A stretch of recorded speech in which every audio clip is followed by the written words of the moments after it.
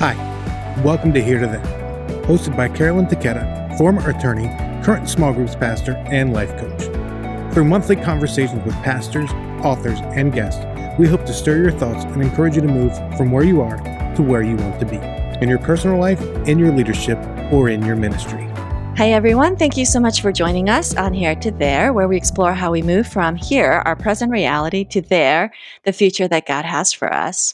So over the years, I've met people leading in small groups ministries with various types of employment arrangements in their churches.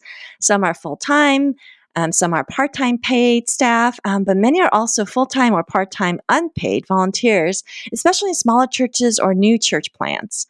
Many seem to have the exact same role as a small group ministry point leader, and they might even have the title as pastor or director or something similar to that.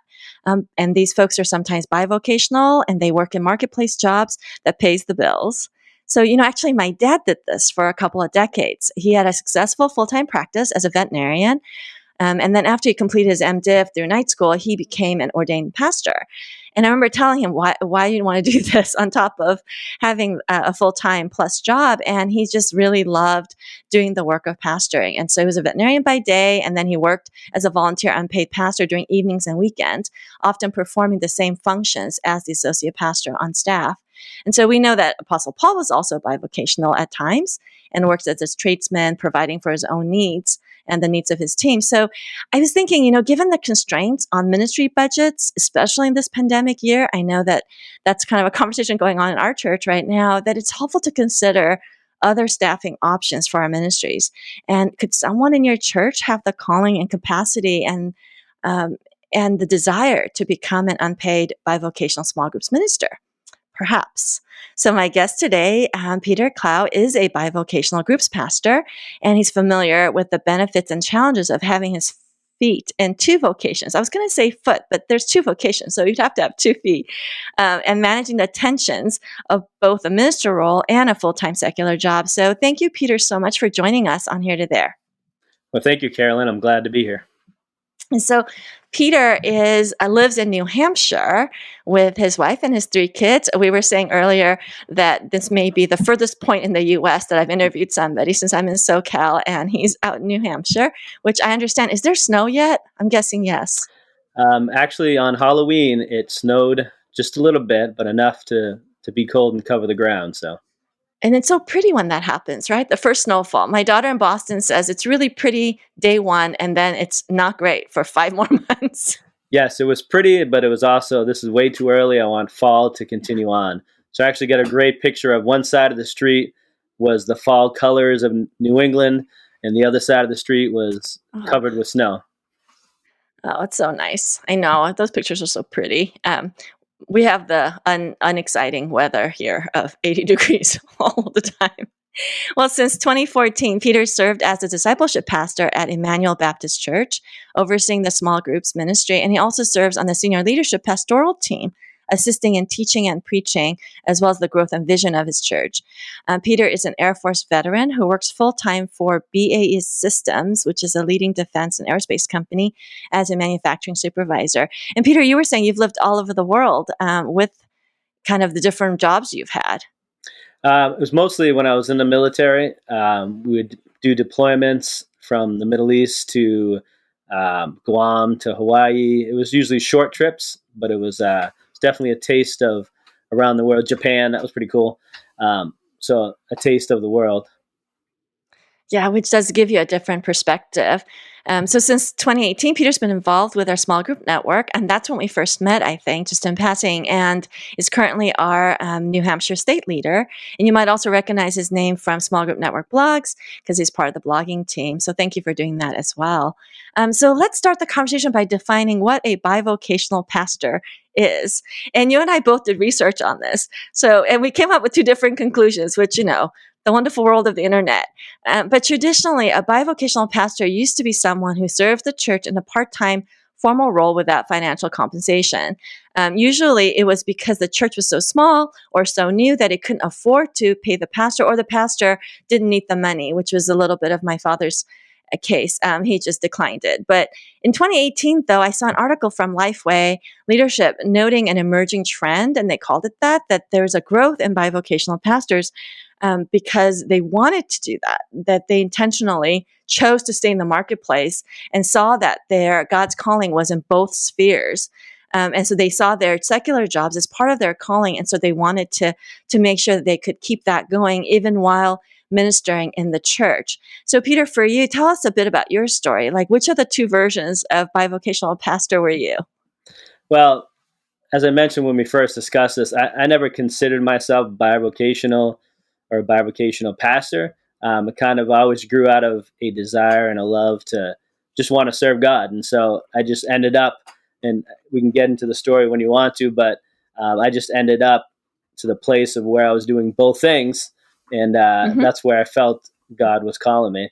And so when I did my research of bivocational, it seemed to always point towards, getting paid in both spheres, vocation secular and vocation ministry. I think more people would do it if they got paid in both. Yeah. I kind of think that that's probably less of a case. But for you, though, let's be clear, you are not paid for your work for the church. How many hours do you spend on your church ministry? It all depends on what's going on. It could be from, I think, a large portion is obviously caring for the small groups and the small group leaders. It could be, 3-4 hours a week to more than that, depending on what's going on with people's lives and in the group. And a large portion of my time is also if I'm preparing for sermons, if I have to fill the pulpit or studies that I do. So, I mean, it could go from 10 hours a week to, 2 hours a week, depending on what's going on. But typically it's something every night that I could fill my week with if I wanted. Mm-hmm. Right.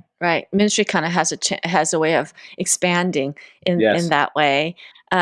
So tell us, though, I do want to hear a bit about your story. So like a lot of lay leaders, you were volunteering in the church probably as a small group leader and doing other things. So where did the shift happen where you actually took on a staff title and a staff role? So I'll go back a little bit. I won't make it too long of a story, but I came to faith in Jesus Christ at a very young age. I grew up in the church, and I made a decision for myself. I would say when I was probably 8 years old to trust Christ. But I didn't really start growing until I went in the military. And so when I went in the military, it was really where the rubber met the road, and I made a decision. I wanted to know why I believe what I believe, because I couldn't really defend it good. And so I really started seeking God in the military. The Bible was truly a mirror that showed me who I was, things I was struggling with in my life. And it was really at that time in that journey that I kind of just, gave it all to God. And I said, hey, whatever you want me to do, I'll do it. And I kind of wrote out a 1-page manifesto of my surrender to God, whatever you want me to do. And so at that point, I started serving wherever I could at that time. And at that time, it was more music. I love music. I love singing. I love leading music. And so I started doing that in the church I was at. In 2000, when I got out of the military, I came back to Emmanuel, which is the church I grew up at. And I really had the same heart. I just wanted to do whatever I could to serve God. And so from, whatever doors were open, from the nursing home ministry to the young adult group to, preaching at the local jail to, I started an addiction recovery program at a church. Whatever I could do, I wanted to get involved in. And so I did that until, I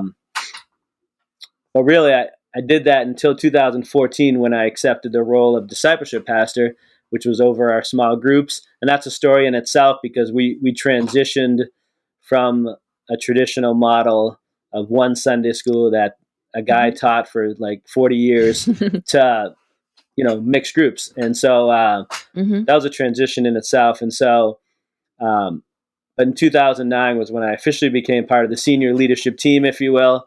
My church was kind of restructuring, and instead of just having a kind of a one pastor led type church, our pastor who came on, I believe in 2004, I want to say, wanted a plurality of elders and wanted a leadership staff.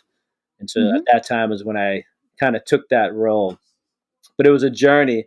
So as I took that journey of just kind of seeking God and serving where He wanted me to, I also, when I came back from the military, took the job at BAE Systems, and there's a lot of parallels from my growth and journey at BAE Systems to my growth and journey in ministry, and they both kind of complemented each other. Like, what are some of the parallels? That's interesting. Well, a lot of the experience that I got from ministry, which was dealing with people, which was, compassion and just the way I handled certain matters because I had to when I was doing, specific ministries. I was able to use that experience and that knowledge and kind of the mentoring that I got from others within the church. And I was able to use that when I was started to deal with people and started to have more leadership roles within the company. So that was definitely a blessing. And also the training, especially when I went into management at BAE Systems, the training that I received from my job also helped in strategic and leadership in the church. So they kind of fed each other. And it seemed like as I grew in the leadership of the church, I grew in my position at BAE Systems. And so it kind of always followed each other. Which is so beautiful. I love that parallel because, in your story, you're basically submitting to God, I'll do whatever. And then to have both things kind of parallel makes it easier and also just affirms the call on your life to do both. Yeah. Because they do track together, and people really are people. Whether you're managing people in the marketplace, you're managing them, at church, you're going to have difficult people, joyful people. You're going to have the whole assortment of hurting people. It's a lot of it is similar. So it's great that you can bring that compassion to bear in the workplace in the same way, and then bring the leadership strategic piece to bear in the church piece. So you kind of started talking about some of the advantages of having your foot in both spaces. What are some other benefits you've experienced by being bivocational? Now that we've given you this title, you can just kind of put that on. Well, I think one of the greatest ones, which I'm sure most people would agree, is it just gives me evangelistic opportunities. So I'm able to interact with unbelievers all day, every day.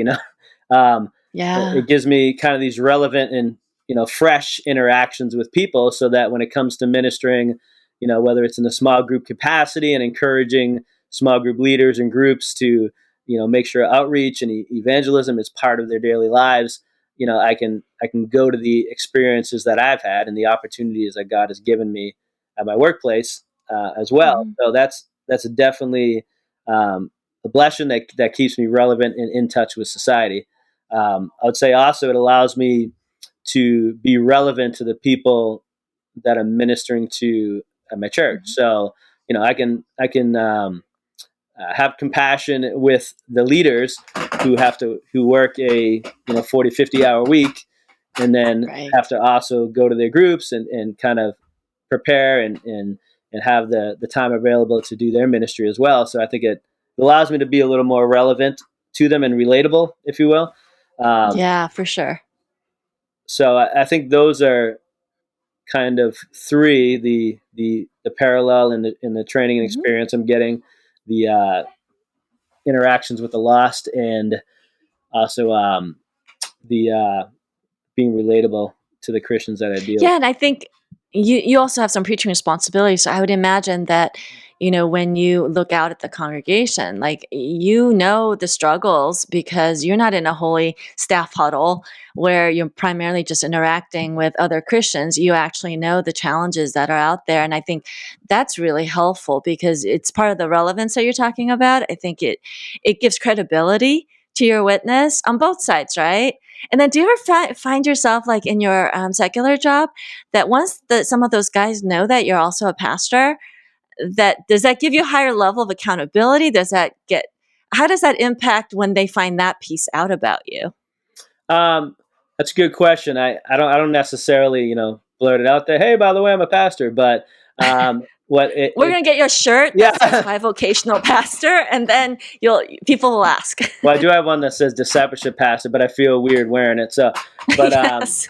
So it does come up though in conversations, because there'll be times where I've been able to minister to my employees, and obviously there's a fine line being their boss and all that, but I'm able to minister to them, and when they find out that I'm a pastor, or that I'm an ordained pastor, or that I'm heavily involved within my church, it kind of, with some people, it will open up that opportunity. And there's several times where I've had ministerial interactions, if you will, in my office with people that come in telling me about a certain situation or something they're struggling with because it has to do with their work and all that. And I'm able to witness to them and to tell them about my hope in Christ.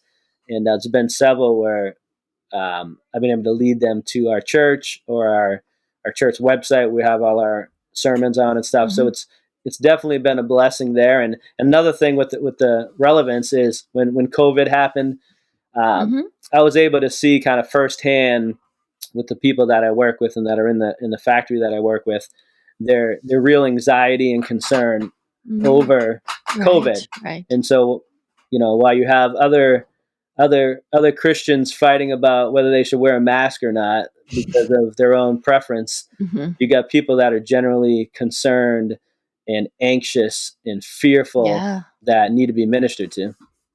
Exactly. No, that's true. Do you find on the flip side, like now, when you're in leadership meetings and doing that work in your church, do you feel like there's some more freedom because you're not being paid? I mean, in all honesty, because I remember when I first started out in small group ministry, I was working part-time and I was being paid virtually very little. And I remember being like, okay, I can just say this because what are they going to do? Fire me? Like this, it gave me more freedom to speak up when I felt like it needed to happen. Yes. I would say not necessarily. I still feel like I can speak up whether I was paid or not, but I do feel almost at times it allows me more credibility in the sense of I'm not getting paid to do this. I'm doing this because I love Jesus and I want to follow whatever his will is for my life. So people can't hang that on me, and say, oh, That's you're just true. doing this because you're paid. And no, I'm not. I do this absolutely free. And those who may be listening who are bi-vocational or volunteer or whatever you want to title it, they can understand, you put a lot of hours and time into trying to, and time away from family that you have to sacrifice sometimes in order to minister. And if you're not doing that, you don't really understand kind of the sacrifice and the effort that you're putting into it. And so people are easy to criticize or easy to, say, oh, that wasn't as excellent as we thought it should have been. Well, we're doing the best we can with what we got. Right. Which, leads to my next question, which is, so what are some challenges? Obviously, limited time. I mean, you have a family. Limited time is probably a big one, I guess. Are there some other challenges to having both feet in both camps? Well, if I can just talk about that time management one real quick, is that's definitely one of the greatest, obviously, challenges, time management. But one thing I learned earlier on in my ministry is I can only do what I can do, in that I only need to do what God wants me to do.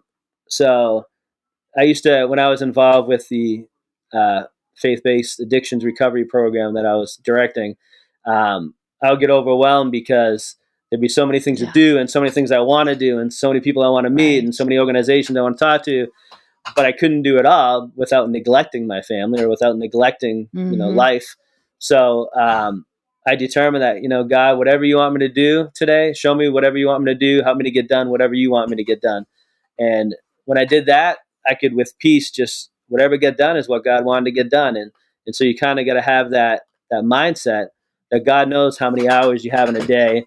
God knows that you're bi-vocational. God knows that you volunteer, and he knows what needs to get done. And the important things are the ones that God wants you to get done, not what you feel you need to get done. Right. And so that's helped me a lot to be content in that aspect. Also, challenges.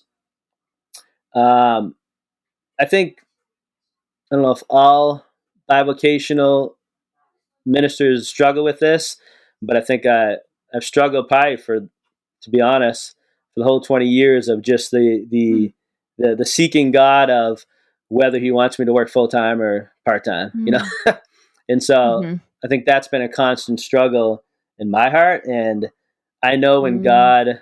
God wants his will known, it will be known. Like, you don't have to try to guess it. He'll let you know. Right. And because I've seen other areas in my life. And so in this area where I've maybe struggled, or where I felt like, I could do more if I was serving full time, or, sometimes I think other full-time ministers or whatever maybe Mm-hmm. might think you're less of a minister because Yes. you're not full-time. And so I think I struggle with that a little bit. And with that, I always go back to God and Right. and say, God, what is your will? And I let him make it clear that I'm in his will, what I'm doing. And Mm-hmm. he gives me And peace in obviously, that. your church is at peace with the arrangement, and I think that and has affirmed that for you. So, Yeah. I remember struggling with that exact thing, Peter, when I was part time, and I kept saying, you guys really need like a lot more than I can give as a young mother, and this is what I only feel called right now to do this much. But gosh, there's so much that could be done Right. in small groups if you would like invest and do this with, go get a real pastor was what I was saying. Go find someone who really wants to do this. And they're like, no, you're exactly what we need right now. And we're not in a hurry, and we can build this more slowly, and we'd rather have you at part-time than have this shift. And it was so affirming at the same time that I wrestled with, oh, is this the best thing for me? Is this the best thing for the church? And over time, it kind of got worked out where I was able to step into a full-time role once the kids are older. But it is something I think everyone that is part-time will wrestle with because Yeah. you feel like you especially because you want to, you want to serve God fully, and you are. And it's great that I think the churches then have to decide, what they want and what they can resource. And so I feel like there's probably people in our churches that are like you, that have this desire and, and just a calling to do more than just be a voluntary small group leader, which is great.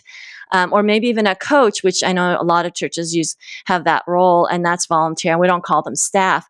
Your level of leadership is different, and I feel like there's people like that that we can deploy, especially when budgets are tight. And like our church has done this with semi-retired people, where they've taken early retirement packages, or they still have a lot of gas in the tank and just love the Lord and love people, and they don't need to make money. And so we've found niches for them in areas of expertise, which has been such a joy for us. And then we get to have some wise people, older people on staff as well. But I feel like, how do you think people find people like you? I mean, you were easy for your church because you came back to a church that already knew you, Right. and you grew up there, and they knew everything about you. But if we were going to go, hey, I want a Peter type person in my on my team, how do we find one? I think the key to it, and we only have, our church is about 250, Mm-hmm. person, and our only paid pastor is our lead pastor. And so we have Okay. others that are in senior leadership, probably two others that don't get paid as well, and they do a volunteer. So I think the first thing is you got to find someone's passion. So like I was saying, I never considered myself bivocational or anything like that. I just considered, the Bible talks in Ephesians 4 that walk worthy of the vocation or the calling of which Mm-hmm. you are called. And so we all have a calling, and we all have giftings that when we exercise them, it fills us with joy and with passion and Mm-hmm. excitement. And so I have a guy that I'm working with now who's he's my coach, probably my first coach that I've had for small groups, and he has a passion for it. Like, he loves Mm-hmm. leading, he loves gathering people around and encouraging them.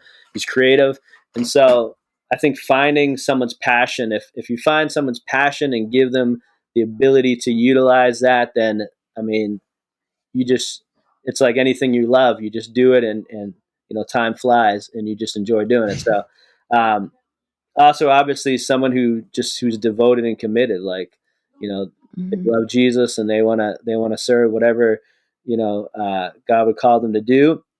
But I also think another big one is they find their strength in God. Someone who their they can pour their burdens on Christ, and they can be strengthened in Christ, because when you're bivocational or volunteering, obviously that's a lot of, it can be some stressful situations. There's a lot of juggling with time and people, and so I think being able to find your strength in God will keep you from being overwhelmed, like I mentioned earlier.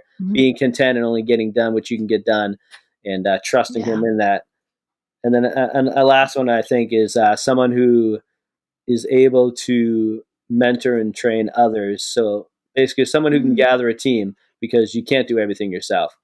And so I think Right. part of being bivocational for me is helping me to be able to realize, okay, I can't do this on my own. I can't get everything done that I want to get done in the time that I have. So I need other good people, volunteers around me that I can train and that I can utilize and have around me to kind of carry the load and the burden. And really, that's what we're all called to do, right? In the church, It's true. not just the paid leaders, it's the people that are the ministers sitting in the seats. Right. Right. The paid leaders are supposed to be equipping the work of the saints, which is the people, the body. So you talked about this coach that you're training up. So I think we probably all have some people like this that are kind of coach level for us, but we don't call them staff. I don't know. Do you think that's just semantics of what we call things? Or do you think there's a difference to saying, for yourself, like being the discipleship pastor versus being a volunteer, leader? Is there a difference? Yeah, I think so, because there's a different level of trust and responsibility that you have. Trust in that Yes. person and responsibility level. And this coach with me happens to be, recently kind of added to our leadership staff, so it kind of works out. But yeah, there is that level of someone who can be a leader and who can handle various things at once. Obviously, that's important. High capacity, yeah. High capacity, yeah. Because they're juggling a full-time job too, so clearly Yes. they have to be high capacity people. We have two of our guys. One is he's the worship pastor. He's also recently took over our young adult group, our singles, college, and career. And another guy who's ministers to our students or to our teens. Both of them basically own a business and are also volunteering in that capacity in the church, and they're on our senior leadership team as well. So we're our church is a great model. Yeah, our church is kind of developing this model that I think a lot of churches are going to have to utilize. Yes. But again, it's going to take finding the people's passion, and they have to be dedicated to want to serve Christ for the sake of their love for Him, and obviously not necessarily, wanting to get paid for it. And I never thought of even growing up, I guess the mindset I was raised with, I never thought of when I served God as like a volunteer. I just thought of it as serving God. And so when I first heard the word and said, oh, well, that person is only volunteering, I guess. Yeah. But I never thought You're of it absolutely that way. right. Yeah, you're right. I don't know why we have it like that. Because biblically it's not. So Right. yeah, you just saw it as serving. But then once you have the title, though, you're right. I think there's a higher level of accountability and higher level of trust. I had someone who was helping me out with something a while ago in ministry, and they were kind of, I won't say slacking, but certain things that were supposed to happen never happened, and they were volunteer.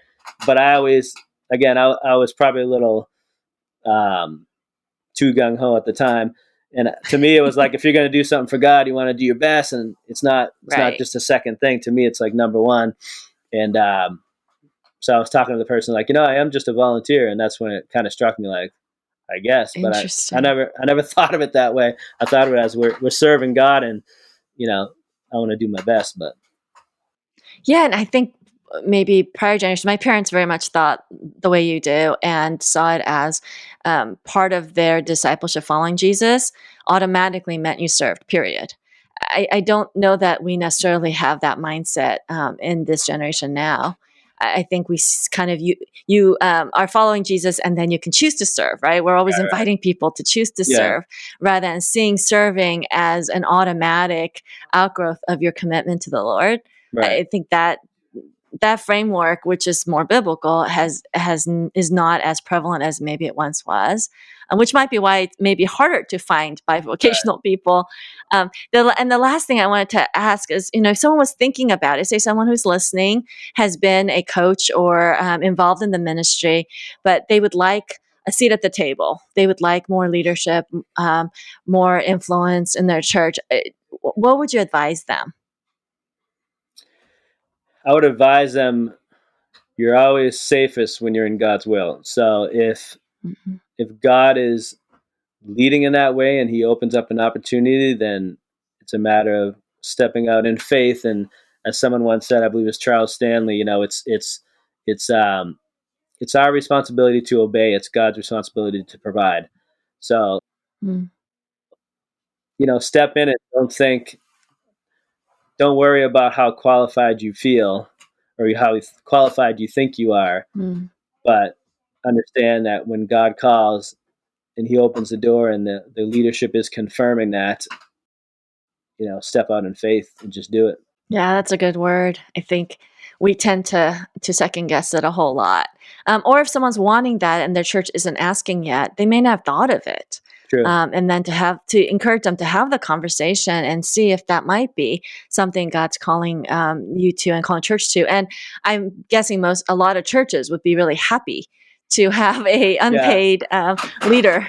I think an important aspect of it too is your senior leadership or your lead pastor, whoever's working there full time, is if I feel like I'm overloaded and I can't get something done that I feel needs to get done, whether it's getting back to somebody or whatever, then I know I can go to him and say, hey, can you help me out with this? And he understands the dynamic of someone who's bivocational and someone who's volunteering, that they don't have all the time in the world and there is a struggle with time. So he's willing to take that up. So I think for churches, it's important that the staff understands and is there for that person if they need help. Yeah. So they understand the restrictions for sure. Right. All right. Well, Peter, thank you so much. This is kind of an unusual topic that we typically don't do on Group Talk, but I know that a lot of our churches are kind of in this same similar bucket, because I've met a lot of people, and then they'll say like, oh, but I'm a volunteer. And you've heard this too from like small group network people. I'm like, no, it's the same job. Yeah. Depending on your church organization and structure and resources, you may or may not be paid for, you may or may not have a title, but really the role of discipling people through groups, we all are doing the same work in different contexts. So Amen. I love how you spoke in value to people doing that. And it is really just in responding to, in obedience to what God's calling us to. So Peter, if people want to talk to you more about this, what's the best way for people to reach you? You can reach me at sinswashed@gmail.com. You can reach me on Facebook, Peter Clow, or Twitter, or LinkedIn. Any of those avenues, feel free to reach out to me. Great. And Peter, of course, I mentioned earlier, is in the small group network huddle in New Hampshire and is our state leader. And I bet you might even take somebody who's in a close neighboring state, because those states are small together. So maybe once we're out of the pandemic, you can actually meet again, and you're interested in joining Peter's huddle. Maybe, I don't know if you're doing them online during this season. We actually met in person. Fantastic. A month and a half ago, we met in person, and it was great. We had someone from Massachusetts and some people from New Hampshire. So I know. So you're willing to take Massachusetts people as well as New Hampshire. I didn't think about it until I just said that, but yeah. So if you're in the Northeast, in that corner of our country, get in touch with Peter. He's a great guy, and the huddle will be such an encouragement to you, especially if you're in a bivocational volunteer basis at your church. That'd be so encouraging. Yes. You can also interact with Peter on our Facebook group page and our network group page. He's on there. You can also find other resources on our website as well. So, and it actually, when this uploads onto the Facebook network page, I want to ask people if they're also bivocational and see how many of our Facebook people are, because I bet it's a pretty high percentage, and it's not a topic that we've talked about openly, but I know that there's a lot, and we really want to encourage them, because they're actually doing the harder work of doing two jobs instead of just one. So we want to be an encouragement and a resource for them as well. So thank you so much, Peter, for joining us. It was a pleasure. It was great talking to you. And so God bless you, and God bless your ministry in both your marketplace job as well as the church. Thank you all for joining us for Here to There. Until next time, remember, we are better together. Thank you for listening to Here to There, part of the Group Talk network of podcasts. If you like what you've heard, make sure you subscribe on Apple Podcasts, Spotify, or wherever you get your favorite podcasts. If you want to learn more, make sure you check out smallgroupnetwork.com for more resources.